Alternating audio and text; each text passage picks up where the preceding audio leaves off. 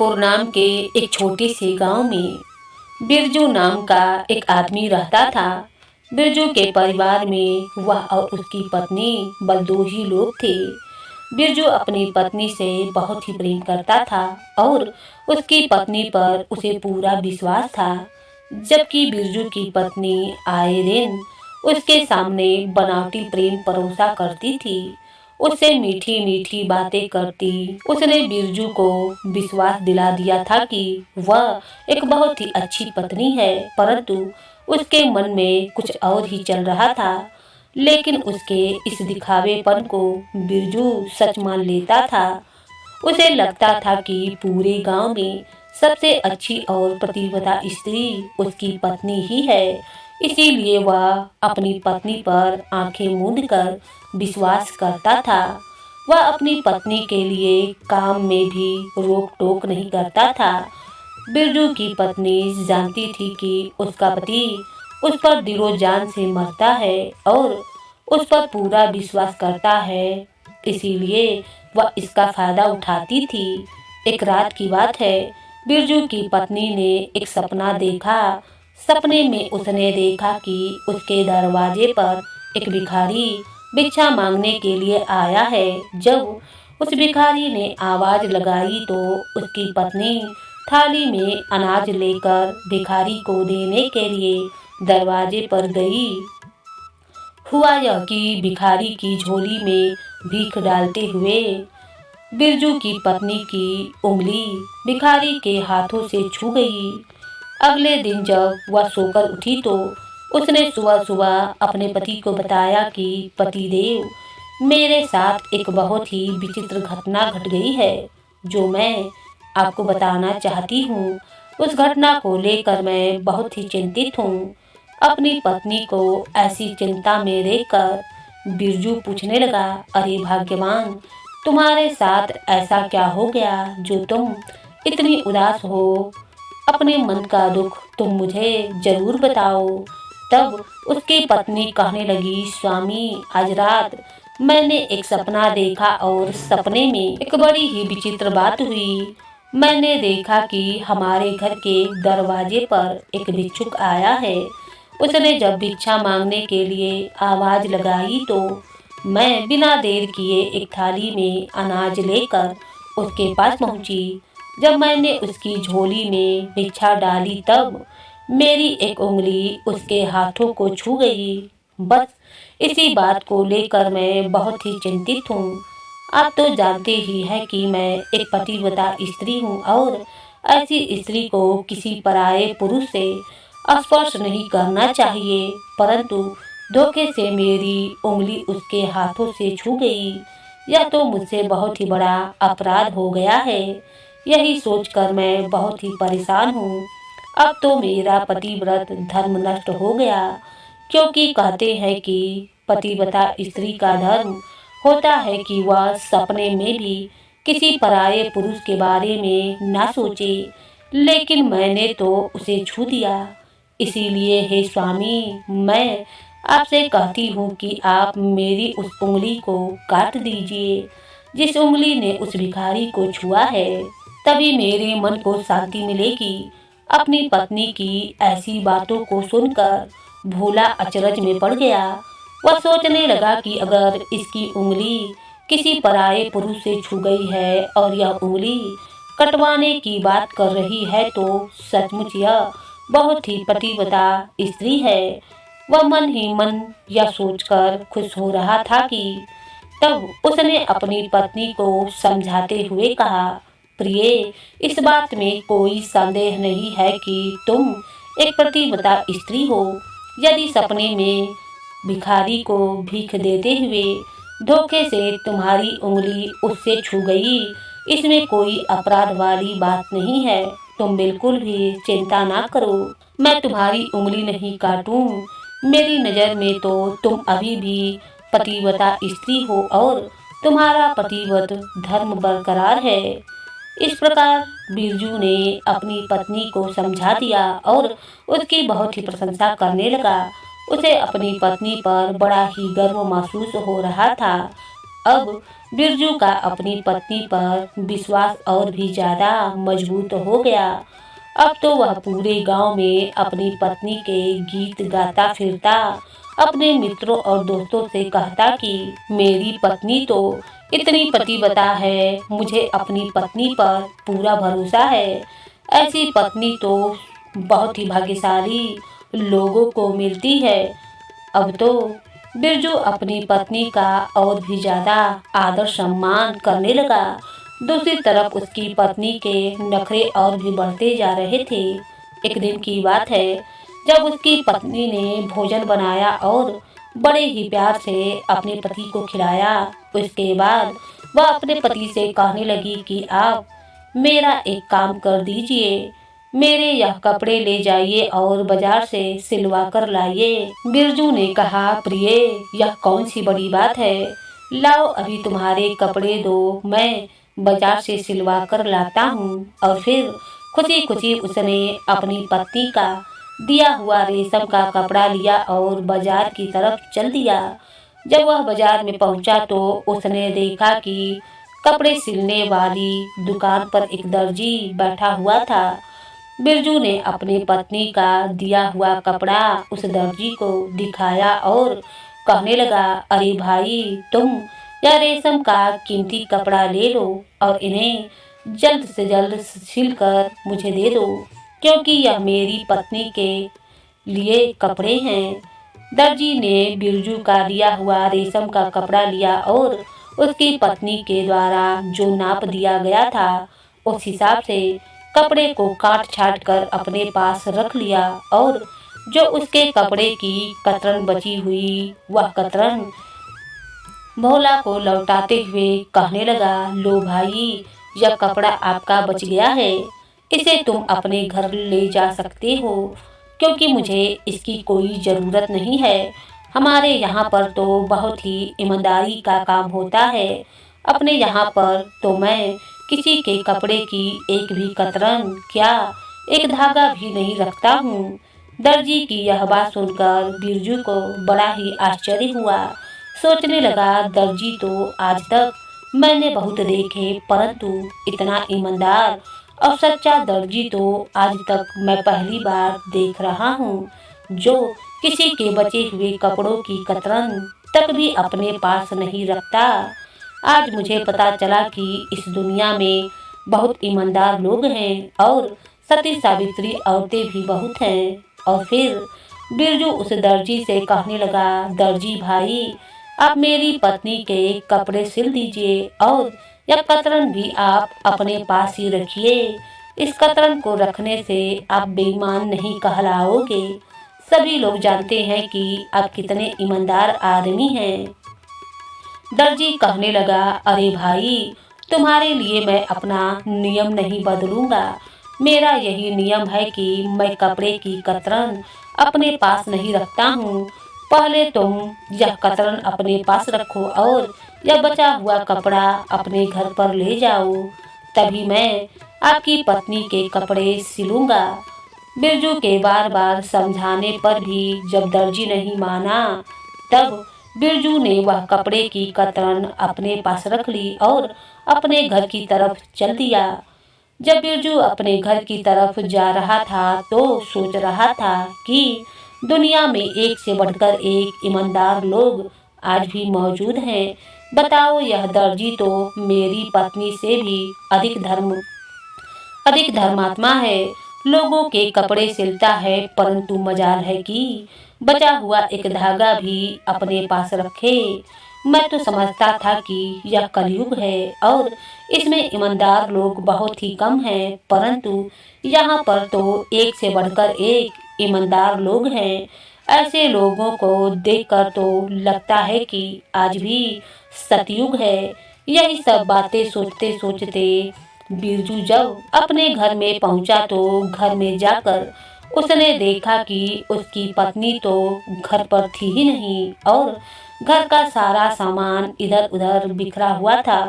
उसके घर में जो संदूक थे वह सब खुले हुए थे, अलमारी भी खुली पड़ी थी। घर की ऐसी हालत देखकर और अपनी पत्नी को घर में ना पाकर बिरजू बहुत ही हैरान और परेशान होने लगा। सोचने लगा कि उसके घर की ऐसी हालत किसने की है और मेरी पत्नी इस समय कहाँ पर है। अभी अभी तो उसने मुझे बाजार भेजा था। यह सब कुछ सोचकर बिरजू बहुत ही बेचैन होने लगा। उसकी समझ में कुछ भी नहीं आ रहा था। उसने इधर उधर अपनी पत्नी को तलाश किया, परंतु कहीं पर भी उसका पता न चला। तब बिरजू अपने पड़ोसी के पास गया और उससे पूछने लगा कि भाई, मेरी पत्नी ने मुझे कपड़े सिलने के लिए दर्जी के पास भेजा था, परंतु जब मैं वापस लौटकर आया तो मैंने देखा कि मेरी पत्नी घर पर नहीं थी। क्या आपको मालूम है कि मेरी पत्नी कहाँ गई है? क्या आपने उसे देखा है? पड़ोसी कहने लगा, हाँ भाई, तुम्हारे जाने से थोड़ी देर पहले ही तुम्हारी पत्नी दो बड़े बड़े थैले अपने साथ लेकर कहीं जा रही थी। अब हमें यह तो नहीं पता कि वह कहाँ पर गई। इसके बाद पड़ोसी पूछने लगा कि आखिर बात क्या है? क्या तुम्हें बताकर नहीं गई? अभी 4 दिन पहले ही तो तुम लोग आए हो, तो फिर इतनी जल्दी तुम्हारी पत्नी अपने मायके चली गई। क्या तुम दोनों में कोई झगड़ा हुआ है? खैर, इसमें परेशान होने वाली कोई बात नहीं है। ज्यादा से ज्यादा वह अपने मायके ही गई होगी, 2-4 दिन में वापस लौट आएगी। तुम परेशान मत हो। बिरजू कहने लगा, अरे भाई, अगर वह कहीं गई है तो कम से कम मुझे बताकर तो जाती। वह तो मुझसे पूछे बिना पानी तक नहीं पीती है।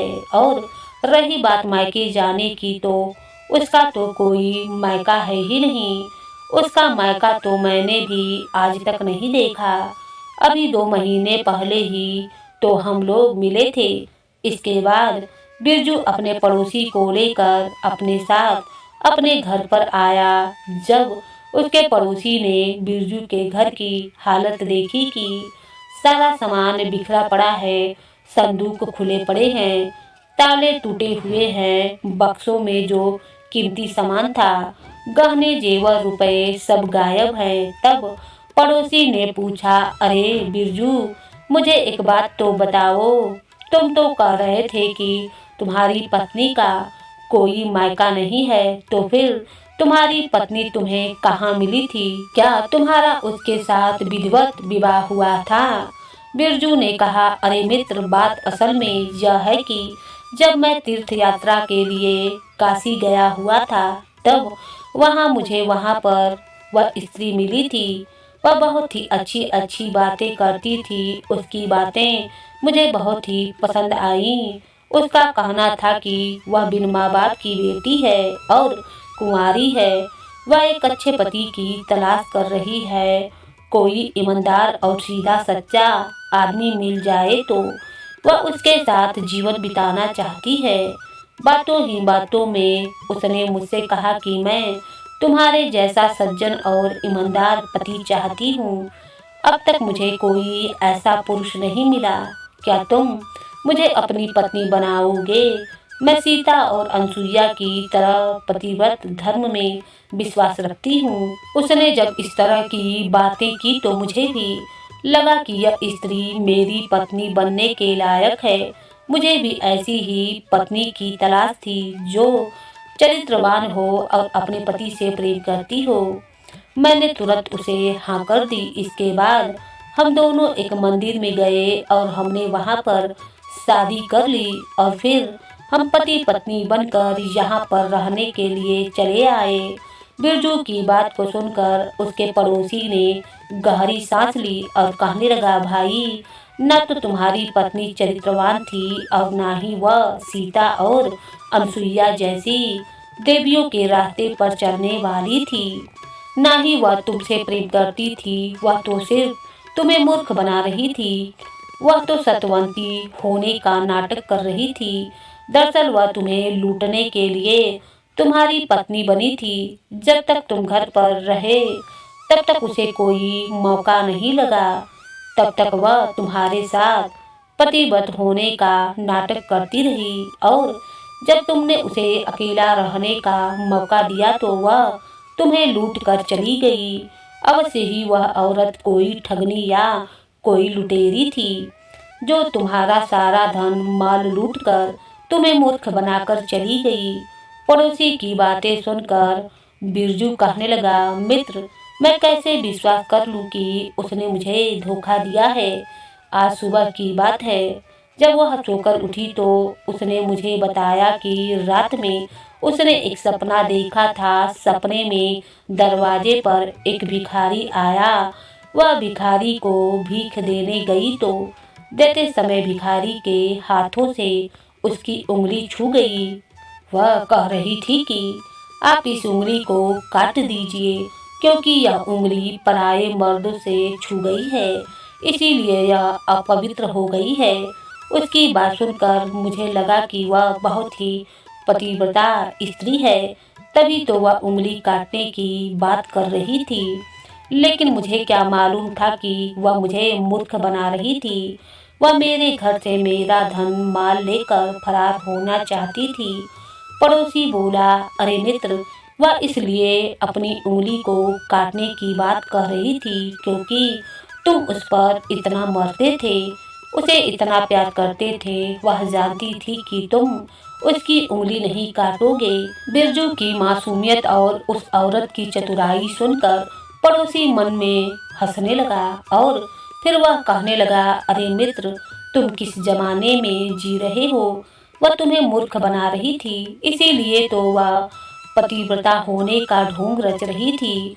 तुम उसके माँ बाप को नहीं जानते, उसका गांव नहीं जानते, राह चलते उसे उठा कर ले आए, उसके प्रेम में इतने अंधे हो गए। अक्सर ऐसी ही औरतें और मर्द ऐसे आडंबर का सहारा लेते हैं। अपने पड़ोसी की बातों को सुनकर बिरजू को अब इस बात का विश्वास हो गया कि उसकी पत्नी हमेशा के लिए उसे छोड़कर जा चुकी है। वह सोच रहा था कि मैं तो अपनी पत्नी को बहुत ही ईमानदार समझता था, परंतु वह तो एक नंबर की धूर्त निकली। तभी बिरजू को उस दर्जी का ख्याल आया कि ईमानदार तो वह दर्जी भी बहुत था, कहीं ऐसा तो नहीं कि वह भी धोखेबाज हो।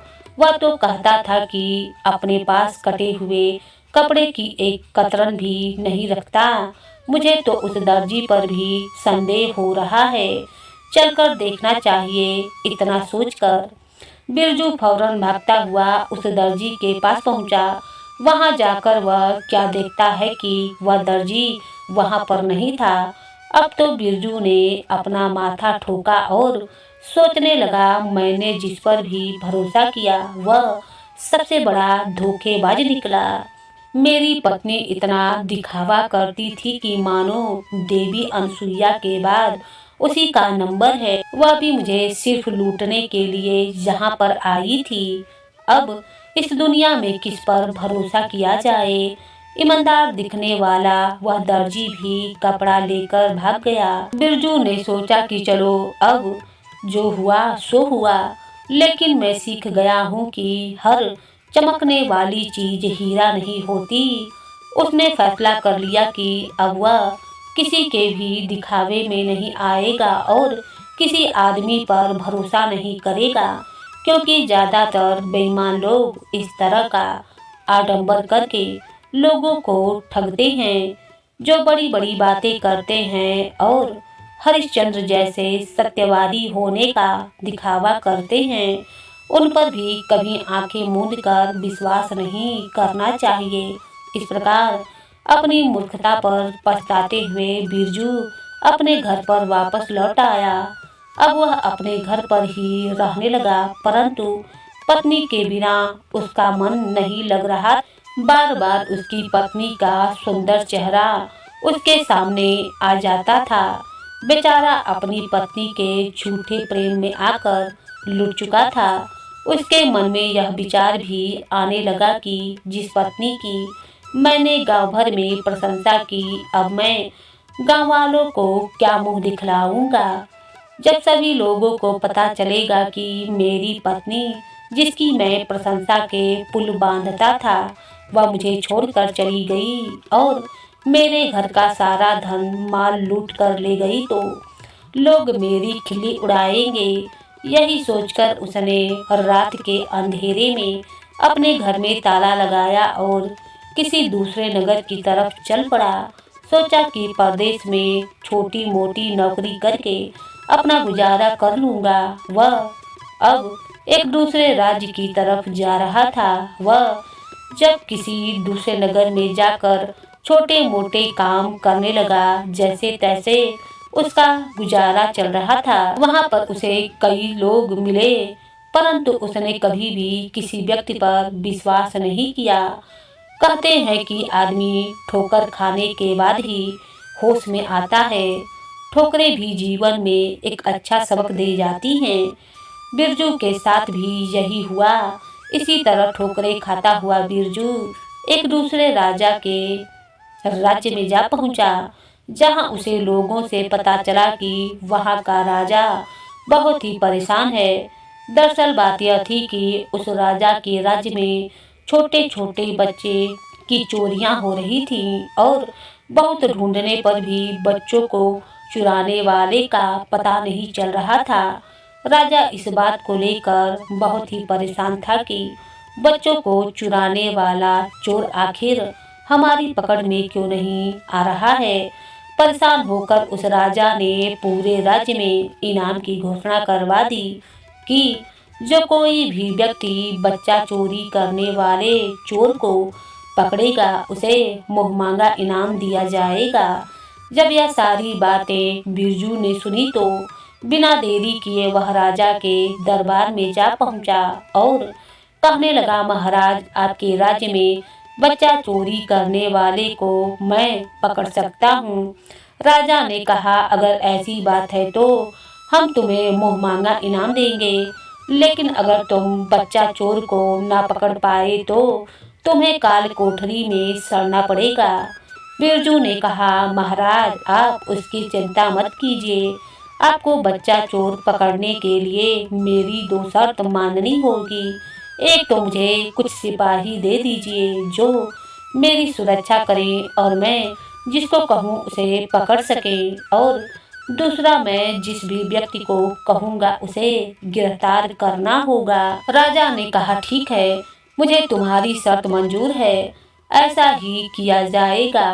राजा ने कुछ सैनिक बिरजू के साथ कर दिए। बिरजू उसी दिन से बच्चा चोर की तलाश में पूरे नगर में निगरानी करने लगा। धीरे धीरे 1 सप्ताह गुजर गया, लेकिन अब तक भी बच्चा चोर पकड़ा नहीं गया। उसका कुछ भी पता नहीं चल रहा था। एक दिन की बात है, जब बिरजू अपने से सैनिकों को साथ लेकर नगर के बाजार में घूम रहा था, तभी उसने देखा कि वहां से राजा का राजगुरु अपने कुछ आदमियों के साथ जा रहा था। उसके आगे पीछे बहुत ही चहल पहल थी। लोग आगे बढ़ बढ़कर राजगुरु को प्रणाम कर रहे थे। साथ ही राजगुरु नगर के छोटे छोटे बच्चों को मिठाइयाँ बांट रहा था। मिठाइयाँ खाकर बच्चे बहुत ही खुश नजर आ रहे थे और राजगुरु भी उन बच्चों से बहुत ही स्नेह कर रहा था। राजगुरु को लगा कि आखिर राज्य का राजगुरु इस समय बाजार में मिठाइयाँ खाकर बच्चे बहुत ही खुश नजर आ रहे थे और राजगुरु बच्चों से बहुत ही स्नेह कर रहा था। बिरजू को लगा कि आखिर राज्य का राजगुरु इस समय बाजार में इस तरह से भ्रमण क्यों कर रहा है और यह बच्चों को इतने प्यार से मिठाइयाँ क्यों बांट रहा है। इसे इतना आडंबर दिखाने की क्या जरूरत है। कहीं ऐसा तो नहीं कि यह भी मेरी पत्नी की ही तरह से अपना आडंबर दिखाकर लोगों को लूटता हो, उन्हीं के बच्चों को चोरी करता हो। जिस तरह से मैं अपनी पत्नी को नहीं पहचान पाया था, हो सकता है यहाँ के लोग इसे ना पहचान पाए हों। बिरजू ने सोचा कि हो ना हो यह व्यक्ति लोगों के विश्वास का फायदा उठा रहा है, मुझे इस पर कड़ी निगरानी रखनी होगी। इसके बाद बिरजू ने अपने सैनिकों को आदेश दिया कि भाइयों, अब तुम लोग अपनी सैनिक की वर्दी उतारकर साधारण लोगों की वेशभूषा पहन लो। क्योंकि हमें हमारे राजगुरु की निगरानी करनी है। और फिर बिरजू अपने आदमियों के साथ रात दिन राजगुरु के घर की निगरानी करने लगा। इस दौरान बिरजू ने देखा कि राजगुरु के घर में बहुत से लोगों का आना जाना था, जिनमें से कुछ लोग उसे संदिग्ध लगे और उन्हें देखने पर ऐसा लगता था कि वह साधारण लोग नहीं थे। 2 दिन बीतने के बाद एक रात की बात है, जब बिरजू अपने साथियों के साथ राजगुरु की घर की निगरानी कर रहा था, तो उसने देखा कि रात के अंधेरे में 2 आदमी छिपे छिपाए राजगुरु के घर में प्रवेश कर रहे थे। उनके कंधों पर एक बड़ी सी बोरी रखी हुई थी। जब बिरजू ने यह दृश्य देखा तो सोचने लगा, आखिर यह कौन लोग हैं जो रात के अंधेरे में राजगुरु के घर में बिना किसी रोक टोक के यह बोरी लेकर अंदर घुसे जा रहे हैं। अवश्य ही दाल में कुछ काला है। कहीं ऐसा तो नहीं कि इस बोरी में वे बच्चों को उठाकर लाए हों। अभी उन संदिग्ध लोगों को राजगुरु के घर के अंदर गए हुए कुछ ही क्षण बीते थे कि बिरजू ने तुरंत अपने आदमियों को इकट्ठा किया। उन सभी ने अपने शस्त्रों को संभाला और राजगुरु के घर पर धावा बोल दिया। जब बिरजू अपने आदमियों के साथ अंदर पहुंचा तो अंदर का दृश्य देखकर वह हैरान हो गया। उसके सामने राजगुरु खड़े थे और वह दोनों व्यक्ति जो बोरी लेकर आए थे, उन्होंने बोरी को राजगुरु के सामने पटक दिया, जिसमें से एक बेहोश सा बच्चा निकला। अब तो बिरजू को यह समझते हुए देर ना लगी कि इन बच्चों की चोरी के पीछे राजगुरु का ही हाथ है। उसने तुरंत अपने सैनिकों को आदेश दिया कि राजगुरु को गिरफ्तार कर लिया जाए। सैनिकों ने बिना एक क्षण भी गवाए राजगुरु और उसके साथियों को गिरफ्तार कर लिया। जब बिरजू ने कड़क कर राजगुरु से इस बारे में पूछा तो राजगुरु को समझ में आ गया कि उसका भांडा अब फूट चुका है। राजगुरु ने तुरंत सच्चाई उगल दी और कहने लगा कि हाँ, मैं बच्चों को नगर से चोरी करवाता हूँ, क्योंकि मैं एक तांत्रिक साधना करना चाहता हूँ, जिसके लिए मुझे 21 बच्चों की बलि देनी है। और मैंने काफी बच्चे इकट्ठे भी कर लिए थे, परंतु तुमने मेरा सारा खेल बिगाड़ दिया। इसके बाद राजगुरु के घर में बने हुए तहखाने में से बहुत से छोटे बच्चे बरामदे में बरामद किए गए। दूसरी तरफ जब राजा को इस बात की सूचना मिली कि बिरजू ने उनके राजगुरु को गिरफ्तार कर लिया है तो राजा को बहुत ही क्रोध आया। उसने तुरंत बिरजू को दरबार में हाजिर होने का आदेश दिया। बिरजू जब राजा के सामने पहुंचा तो राजा ने उसे फटकारते हुए कहा, बिरजू, तुम्हारी हिम्मत कैसे हुई हमारे राजगुरु को गिरफ्तार करने की? तब बिरजू ने कहा, महाराज, आपके राज्य में जो बच्चों की चोरियां हो रही हैं, उनके पीछे इन राजगुरु का ही हाथ है। वह अपनी किसी तांत्रिक साधना के लिए बच्चों की बलि देना चाहते थे, परंतु मैंने समय रहते उनका पर्दाफाश कर दिया और इनको रंगे हाथ पकड़ लिया। मैं आपको बता देता हूँ कि राजगुरु ने अपना अपराध स्वीकार कर लिया है, और यदि फिर भी आपको मुझ पर विश्वास ना हो तो आप उन लोगों को बुलाकर पूछ सकते हैं जिनके बच्चे हमने राजगुरु के तहखाने से बरामद किए हैं। तब जाकर राजा को बिरजू की बात पर विश्वास हो गया और उसने राजगुरु की तरफ घृणा की दृष्टि से देखते हुए कहा, राजगुरु, हमने सोचा भी न था कि आप ऐसा नीच काम करेंगे। यह सुनकर राजगुरु ने अपनी नजरें झुका ली। राजा ने तुरंत सैनिकों से कहा कि राजगुरु को ले जाकर काल कोठरी में डाल दिया जाए, और इसके बाद राजा बिरजू की प्रशंसा करने लगा और कहने लगा, बिरजू, हमने तो सपने में भी नहीं सोचा था कि राजगुरु ऐसा गिरा हुआ काम करेंगे। हम तो उन पर आंखें मूंद कर विश्वास करते थे। आखिर तुमने किस तरह से जान लिया कि इस काम के पीछे राजगुरु का हाथ है। बिरजू कहने लगा, महाराज यह मेरी जिंदगी का निजी अनुभव है। मैंने अक्सर अपने जीवन में ऐसे लोगों से धोखे खाए हैं जो बहुत ही ईमानदार और अच्छे होने का ढोंग करते थे। जब मैं नगर के बाजार से जा रहा था तो मैंने देखा कि राजगुरु बच्चों में मिठाइयाँ बांट रहे थे, उनसे स्नेह कर रहे थे। तभी मुझे यह संदेशा हुआ कि कहीं इस तरह का आडंबर करने वाले राजगुरु ही बच्चों की चोरी के पीछे तो नहीं है, क्योंकि मेरी पत्नी भी इसी तरह का आडंबर करती थी। वह एक ठगनी निकली, इसीलिए मुझे राजगुरु पर संदेह हुआ और मैंने रात दिन उनकी निगरानी करना शुरू कर दिया और फिर रंगे हाथों राजगुरु को पकड़ लिया। राजगुरु अपने कुछ आदमियों के द्वारा नगर से बच्चों को चोरी करवाता था ताकि वह अपनी तांत्रिक साधना पूरी कर सके। राजा ने कहा, बिरजू तुम सचमुच ही एक बुद्धिमान और होशियार आदमी हो।